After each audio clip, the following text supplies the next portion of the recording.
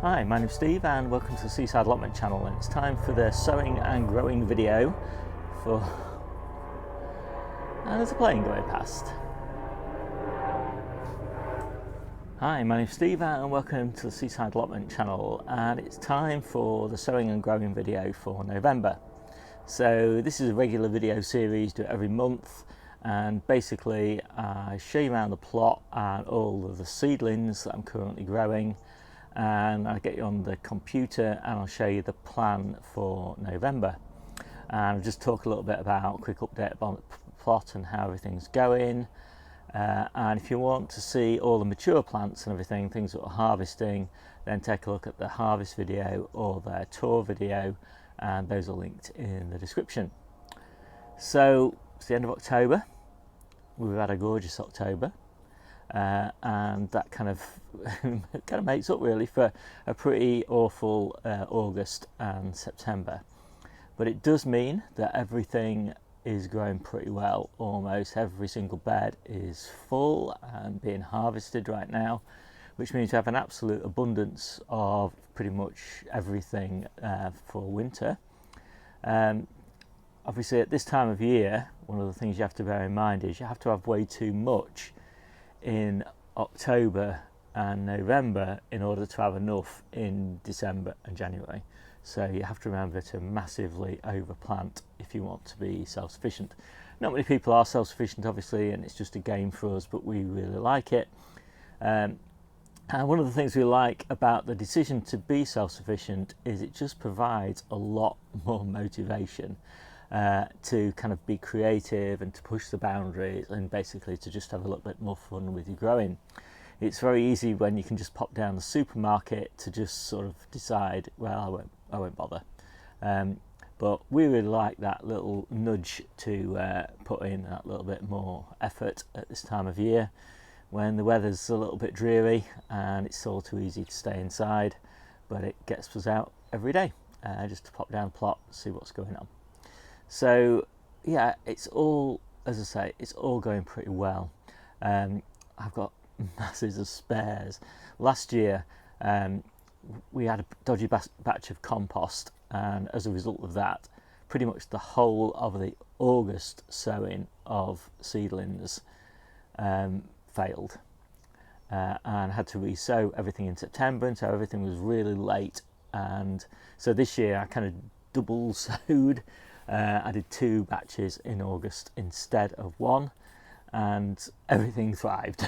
So I got masses of spares, and that's quite a nice situation to be in, because you always lose a few plants, mainly to cutworms and damping off at this time of year, and so yeah, it's just nice to have a few spares. So with all that preamble over, I'll just quickly show you what we've got going, growing rather, and then I'll show you what I'm sowing in November. So I'm not doing a full tour today, but basically if you look in the polytunnel, the rest of the plot, everything looks like this. It's pretty good.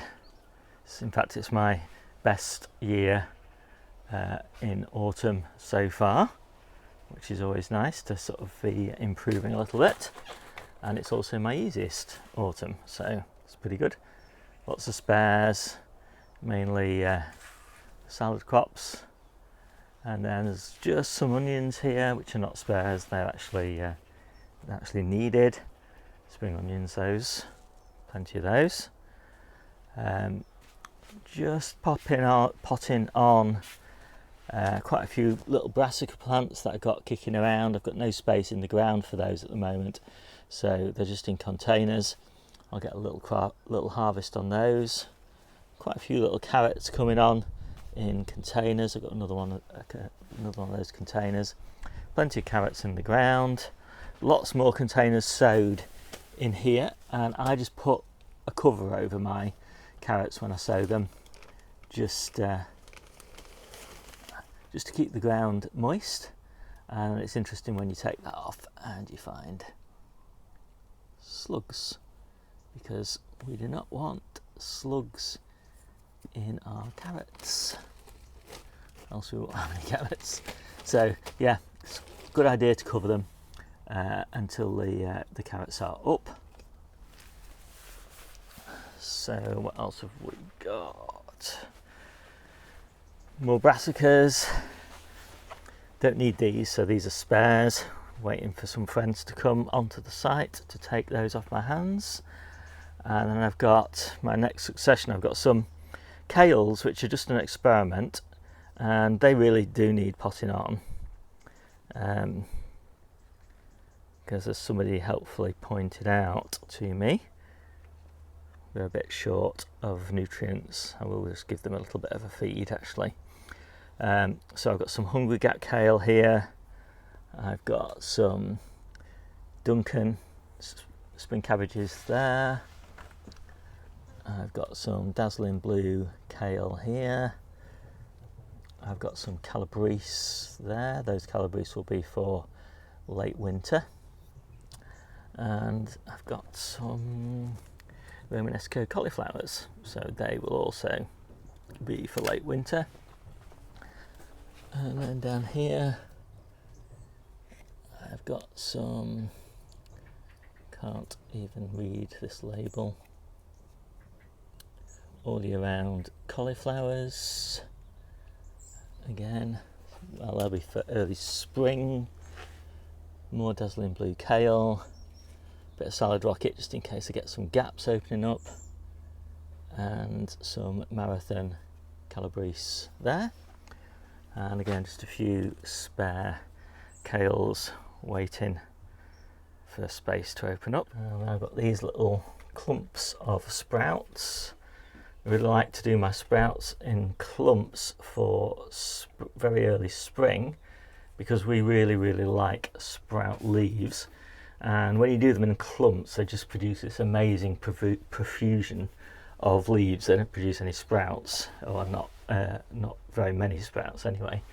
But as I say, we're growing these for the leaves, and we'll be harvesting those probably in about May time, and that's when we really need brassicas, because obviously that's the transition from this year's brassicas over to next year's brassicas, and it's always hard to keep them going, but these sprouts, overwintered sprouts and things, do really well for that, as do the spring cabbages. So we've got quite a few spring cabbages here, and obviously we've got loads of winter cabbages in the ground.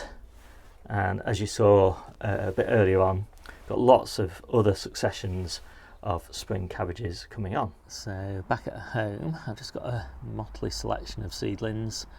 I've got some French breakfast radish, some scarlet globe. These are probably the last batch of radish that I sow. And then I've got some winter density and Mizuna. And then I've got some beetroot. I've got two batches of beetroot actually. I've got this batch here, and there's a couple of varieties there, and these are varieties specifically chosen for overwintering. I'll show you what those are a bit later on. And then I've got one more batch, again both of the same ones. There's Early Wonder and Detroit Globe, and again these are for overwintering. I only need one tray of them really, but you know me, I always sow spares. And then I've got black-seeded Simpson, and then just some more little bunches, clumps rather, of sprouts. And again, these will be overwintered and planted out next year in early spring, just for the leaves. And I've got my last succession, I think, of brassicas. So I've got some calabrese marathon, some all year round cauliflowers, some Duncan cabbages, and some more sprouts there. Ideally I need 6 sprouts, and so I've got, there's nothing come up in that one, but I've got those 5 and 3 more there. So these are all out on the lawn, because I'm going to take these down to the polytunnel now, and I've just got a very few more to sow in November, which I'll show you now. Okay, so let's have a quick review of October. So I'm looking at my database and I'm looking at October, and so I've just shown you, I think, the sprouts that I've grown in these clumps of 3, and they'll be for planting out in the spring, and the beetroot that I've sown, and they were looking a bit leggy, weren't they? But you can plant those nice and deep. And in fact, I've just boxed up all the beetroot for the storeroom, and we normally have enough to get us through until late April, early May time. But by then, they're starting to get a bit soft, some of them, if we've had a warm April and May. So it's really nice to have some early beetroot. So I'm going to try overwintering some, and obviously I'll also sow some early in the season next year, with the objective of having beetroot, fresh beetroot, small probably, but late April time. And same kind of story with the lettuce. So the black-seeded Simpson and the winter density, again, they've been sown so they'll overwinter as very small plants, and they'll grow to maturity next year. And again, that's just so that I've got a mix of plants that I'm overwintering and picking all the way over winter as mature plants, and then just having a small number that I'm overwintering as small plants, and then new plants early in the next season.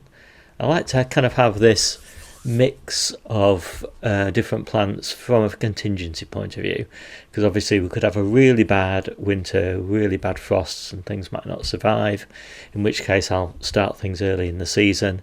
But if we have a mild winter, those things do survive well as small plants. Then I get something a little bit earlier.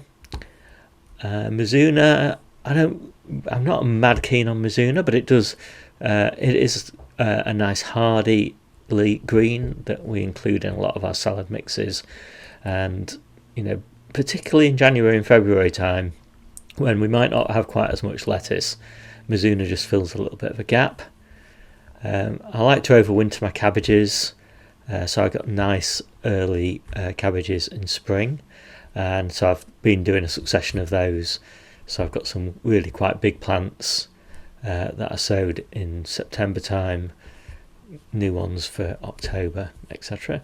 Same with the calabrese. Got some quite big plants and some little tiny ones just ready for potting on. I've planted a lot of carrots in October, and none of them are up yet, so it's quite nerve-wracking. Some are in containers in the polytunnel, and some of them in little low tunnels. But they're only sown on the 16th of October, so it's not surprising that they're not up yet, because at this time of year it can take about 3 weeks. Some cauliflower all year rounds. Great success with the cauliflowers that we overwintered last year. And radishes. Those radishes were looking particularly good, weren't they? And the radishes in the polytunnel are just about, well, they are actually ready for harvest now. So it's nice to be putting extra ones in the ground. And I think that's about it for October. So let's just have a quick look at November. And not a lot is going to be going on in November.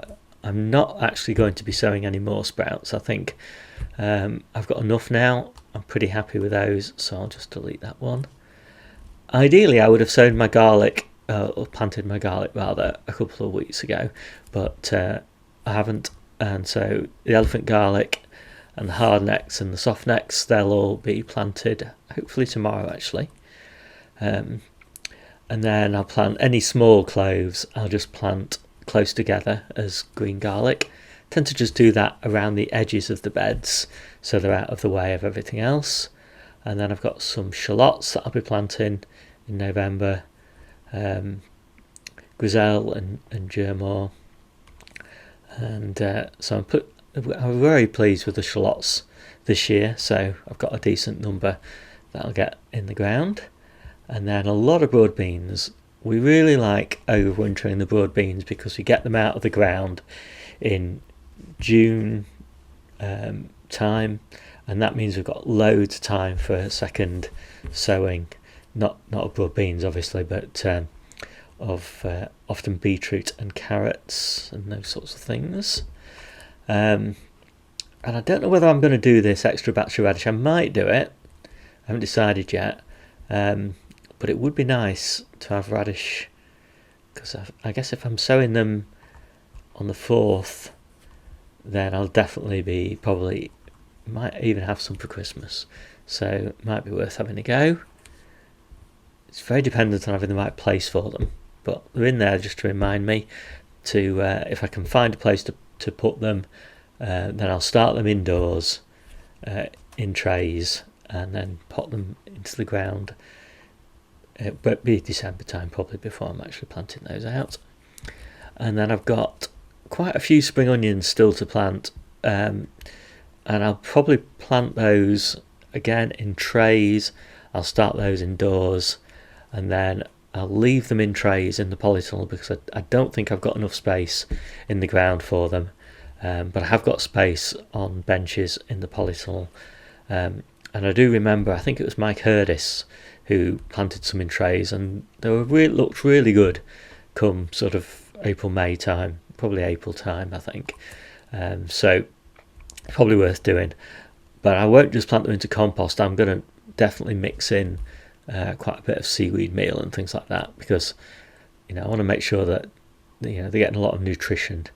And I think just the typical compost that I use isn't particularly nutrient dense. I don't think I don't want to be eating spring onions that aren't super nutritious. And then the reason that there's 2 sets of broad beans on here is I will just plant one set into a tray. All the others will just be planted straight into the ground. And obviously I'll have some that fail to germinate in the ground. And so by doing a tray as well, it means I've got some spares just to fill any gaps. And that is it. So yeah, not a lot of activity in November, but then again, not a lot of space to plant anything into. So I hope you like this quick video, and I'll see you soon.